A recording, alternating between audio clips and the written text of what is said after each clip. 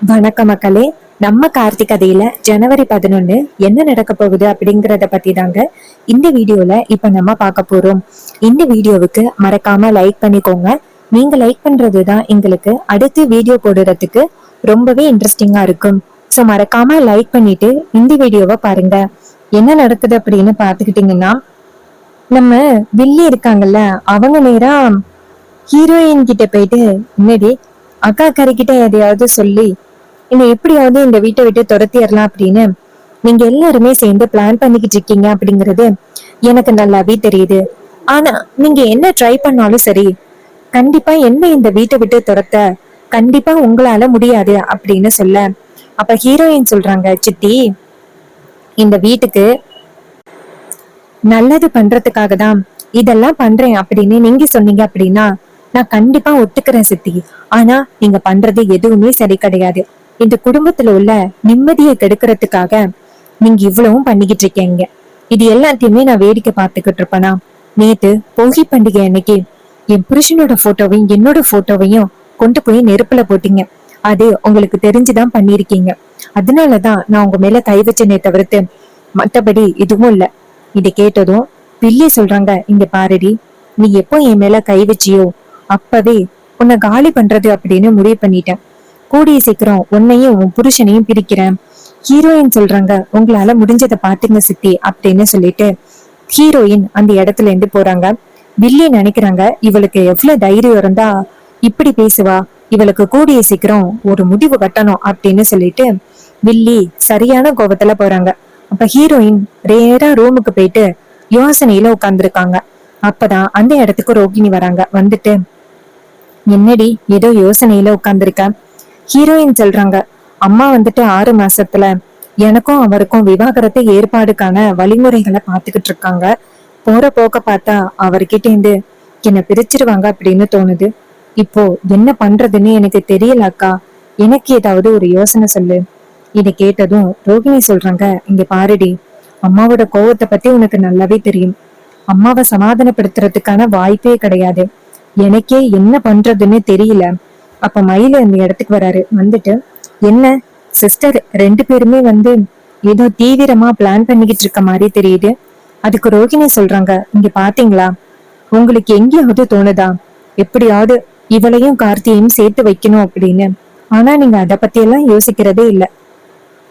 அதுக்கு அவர் சொல்றாரு, இங்க பாரு, சின்னத்தான் ஏதாவது ஒரு வகையில பிரச்சனை கொடுத்துக்கிட்டே இருக்காங்களே, அதனாலதான் என்னால எதுவுமே பண்ண முடியல.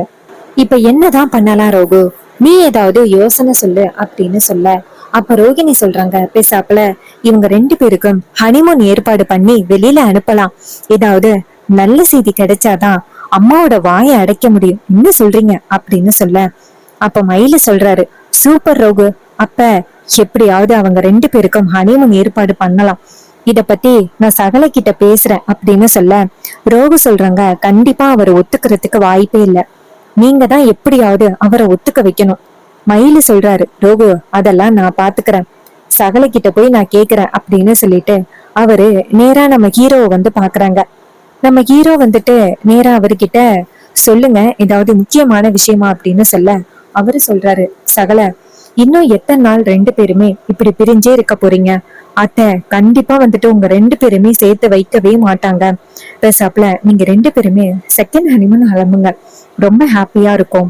அதுக்கு ஹீரோ சொல்றாரு, அது சரி, நடக்கிற பிரச்சனையில அது வேறவா, அத்தை எப்படி ஒத்துக்குப்பாங்க?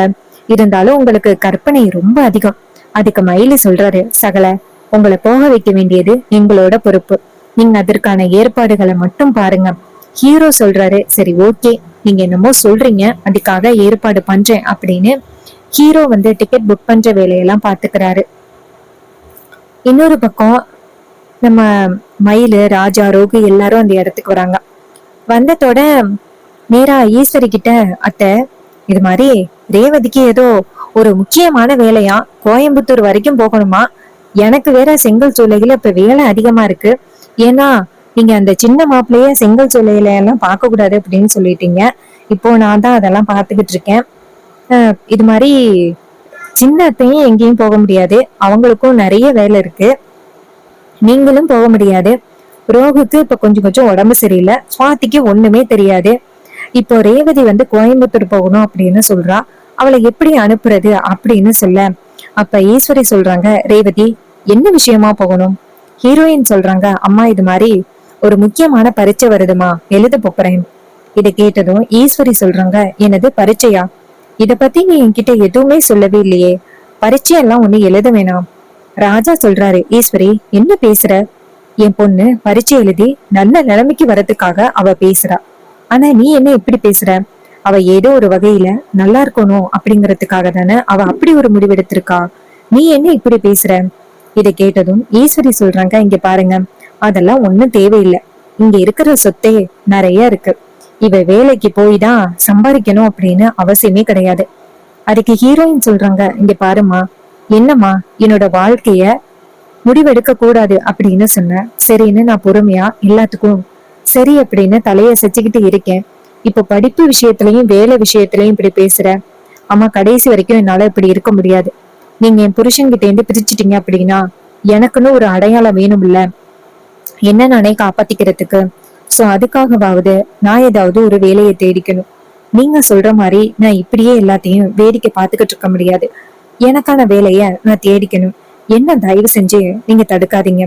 இதை கேட்டதும் ஈஸ்வரி ஷாக் ஆகுறாங்க. ராஜா சொல்றாரு, ஈஸ்வரி ரேவதி சொல்றது உண்மைதானே?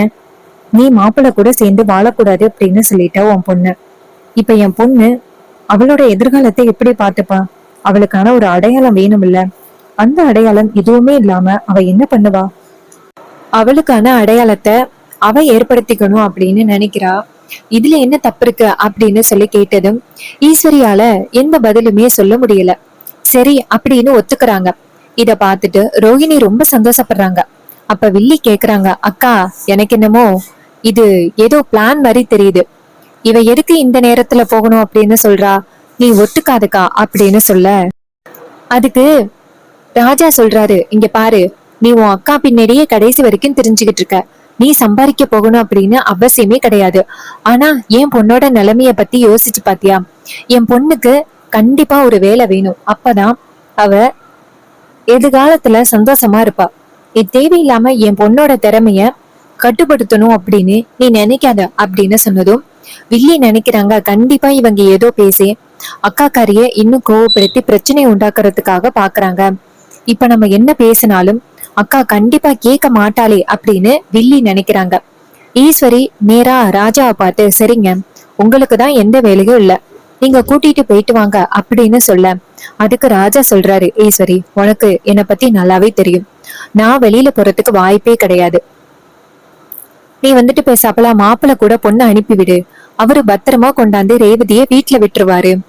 இத கேட்டதும் வில்லி சொல்றாங்க, அப்படி போடு. அப்ப இதுதான் உங்க திட்டமா? அந்த டிரைவர் பைய கூட ரேவதிய அனுப்பி வைக்கிறது தான்க்கா இதுகளோட திட்டமே. அதுக்குதான் இப்படி மறைமுகமா பேசிட்டு இருக்குங்க, பாத்தியாக்கா அப்படின்னு சொன்னதும் ஈஸ்வரி கேக்குறாங்க, என்ன நடக்குது இங்க? இவ சொல்ற மாதிரி உண்மையா அப்படின்னு சொல்லி கேட்க, அதுக்கு ராஜா சொல்றாரு, இங்க பாரு ஈஸ்வரி, அப்படியெல்லாம் எதுவும் கிடையாது. உன் தங்கச்சி சும்மாவே கற்பனை பண்ணுவா. அதே மாதிரிதான் இப்ப கற்பனை பண்ணி பேசிக்கிட்டு இருக்கா. உன் தங்கச்சி சொல்றது எல்லாம் நீ நம்பிக்கிட்டு இருந்தேன்னு வச்சுக்கேங்க, அப்புறம் உன் பொண்ணோட எதிர்காலம் என்ன ஆகுறது? அப்ப வில்லி சொல்றாங்க, அக்கா இப்படியே பேசி இவங்க ஏதோ பிளான் பண்றாங்க. அப்ப ஹீரோ சொல்றாரு, இங்க பாருங்க, உங்க பொண்ணு பரீட்சை எழுதுனதோட அந்த பொண்ணை பத்திரமா கூட்டிட்டு வர வேண்டியது என்னோட பொறுப்பு. நீங்க என் கூட நம்பி அனுப்பலாம் அப்படின்னு சொன்னதும் உடனே வில்லி சொல்றாங்க, உன்னை நம்பி தாண்டா அனுப்ப முடியாது அப்படின்ட்டு. அதுக்கு ராஜா சொல்றாரு, இங்க பாரு ஈஸ்வரி, நம்ம பொண்ணோட எதிர்காலம் ரொம்ப முக்கியம். என்ன பொறுமையா முடிவெடு. ஈஸ்வரி சொல்றாங்க ரேவதிய பார்த்து, சரி, என் பொண்ணு மேல எனக்கு நம்பிக்கை இருக்கு. என் பொண்ணு கண்டிப்பா என்னை ஏமாத்த மாட்டா அப்படின்னு.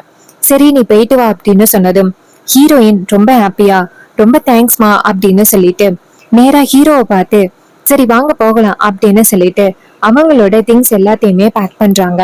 இத பார்த்துட்டு வில்லி செம்ம டென்ஷன் ஆகுறாங்க. கண்டிப்பா இதுக்கு பின்னாடி ஏதோ ஒரு காரணம் இருக்கு அப்படின்ட்டு. இன்னொரு பக்கம் வில்லி வந்துட்டு மாடியில நின்னு யோசனை பண்ணிக்கிட்டு இருக்க. ஹீரோ அந்த இடத்துக்கு வந்துட்டு, என்ன ஏதோ யோசனையா இருக்கீங்க போல, நீங்க நினைக்கிற மாதிரி நாங்க 2 பேரும் எக்ஸாம் எழுதுறதுக்காக போகல. இதை கேட்டதும் வில்லி சொல்றாங்க, எனக்கு அப்பவே தெரியும்டா உன்னோட பிளான் என்ன அப்படின்னு. என்ன ரேவதிய சென்னை கூட்டிட்டு போக போறியா? ஹீரோ சொல்றாரு, சென்னை எல்லாம் கூட்டிட்டு போகல, நானே ரேவதியும் ஹனிமூன் போக போறோம். இதை கேட்டதும் ஈஸ்வரி வில்லி செம்ம டென்ஷன் ஆகுறாங்க. என்னது, அக்கா காரியை ஏமாத்தி ரேவதியை கூட்டிட்டு போறியா? எனக்கு அப்பவே தெரியும்டா நீ இந்த மாதிரி பிளான் பண்ற அப்படின்னா இதுக்கு பின்னாடி ஒரு காரணம் இருக்கும் அப்படின்னு எனக்கு நல்லாவே தெரியும். இப்பவே நான் அக்கா காரி கிட்ட சொல்லி உன்னை போக விடாம தடுக்கிறேன். அப்ப ஹீரோ சொல்றாரு, அதற்கெல்லாம் வாய்ப்பே கிடையாது. அத்தை கிட்ட சொல்லியாச்சு, அத்தை இன்னும் கொஞ்ச நேரத்துல எங்களை அனுப்ப போறாங்க, நீங்க வேடிக்கை பாருங்க அப்படின்னு சொல்லிட்டு நேரா ஹீரோயின்ட்ட வா செல்லம் போகலாம் அப்படின்னு சொல்லிட்டு கிளம்புறாங்க. இத பாத்துட்டு வில்லி செம்ம டென்ஷன் ஆகுறாங்க. ச்சே, எப்படியாவது போக விடாம இவனுங்களை தடுக்கலாம் அப்படின்னு பார்த்தா சுலபமா இவனுங்க கிளம்பிட்டானுங்களே அப்படின்னு வில்லிக்கு செம்ம டென்ஷன்.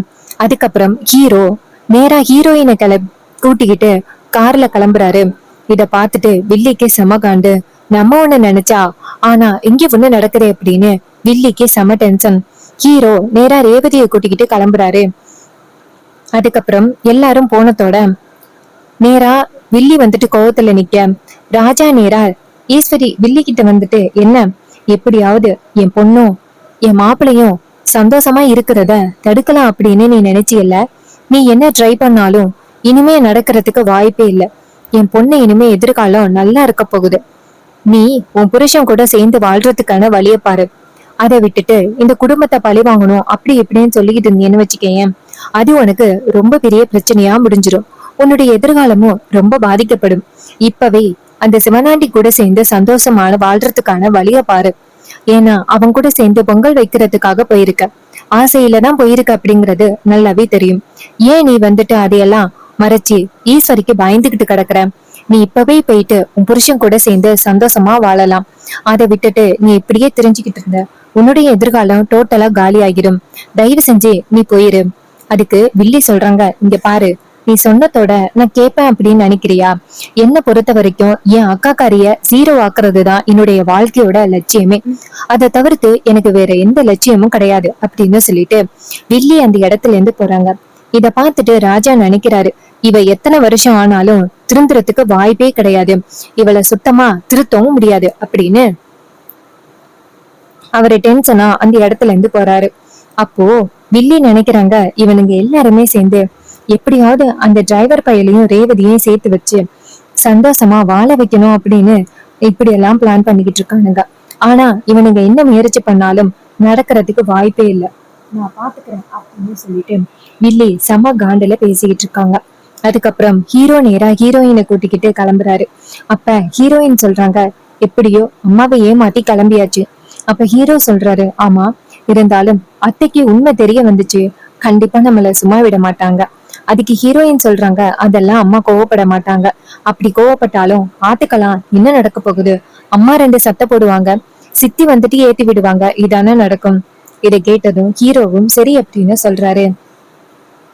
சோ இந்த கதை உங்களுக்கு பிடிச்சிருந்துச்சுன்னா இந்த வீடியோவுக்கு மறக்காம லைக் பண்ணிக்கோங்க. நீங்க லைக் பண்றதுதான் எங்களுக்கு அடுத்து வீடியோ போடுறதுக்கு ரொம்பவே இன்ட்ரெஸ்டிங்கா இருக்கும். சோ மறக்காம லைக் பண்ணிட்டு இந்த வீடியோவை பாருங்க. இதே மாதிரி வேற ஏதாவது ஒரு கதையில பார்ப்போம். சோ நீங்க பார்த்துக்கிட்டு இருக்க இந்த ஹேம்பர் உங்களுக்கு பிடிச்சிருந்துச்சுன்னா மறக்காம கமெண்ட்ல ஆர்டர் பிளேஸ் பண்ணுங்க. இதுல வந்து டிஃப்ரெண்டான கலர்ஸ் கூட உங்களுக்கு அவைலபிளா இருக்கு. இது ஜஸ்ட் வந்துட்டு ஒரு எக்ஸாம்பிளுக்காக தான் இந்த மாதிரி ப்ளூ கலர் தீம்ல உங்களுக்கு நான் இதை கொடுத்துருக்கேன். இதே மாதிரி ரேண்டம் கலர்ஸ் கூட அவைலபிளா இருக்கு. இதுல என்னெல்லாம் கிடைக்கும் அப்படின்னு பாத்துக்கிட்டீங்கன்னா, big size flower clip, medium size flower clip ஒன்று, ஸ்டார் கிளிப் ஒன்று, 1 big size flower clip, medium size flower clip, ஒரு பட்டர்ஃபிளை கிளிப் கிடைக்கும், 2 small mini clip, star clip and ஒரு கிளாக் கிளிப் கூட, அப்புறம் சன்ஃபிளவர் கிளிப் கூட கிடைக்கும். இது எல்லாமே சேர்த்து ரொம்பவே அஃபோர்டபுள் ரேட்ல உங்களுக்கு கிடைக்கும். ஸோ உங்களுக்கு வேணும் அப்படின்னா மறக்காம கமெண்ட்ல ஆர்டர் பிளேஸ் பண்ணுங்க. இதே மாதிரி வேற வேற நிறைய ஆஃபர்ஸ் எல்லாம் இருக்கு. 99 ஆஃபர் கூட இருக்கு. அந்த 99 ஆஃபர் கூட நான் லாஸ்ட் வீடியோல உங்களுக்கு ஷேர் பண்ணியிருக்கேன். ஸோ இந்த ப்ளூ தீம் எனக்கு ரொம்பவே பிடிச்சிருக்கு. உங்களுக்கு பிடிச்சிருந்துச்சுன்னா மறக்காம கமெண்ட்ல ப்ளூ கலர் ஹார்ட்டை கமெண்ட் பண்ணுங்க. ஆர்டர் வேணும் அப்படின்னு நினைச்சீங்கன்னா கமெண்ட்ல ஆர்டர் பிளேஸ் பண்ணுங்க. தேங்க்யூ ஃபார் வாட்சிங்.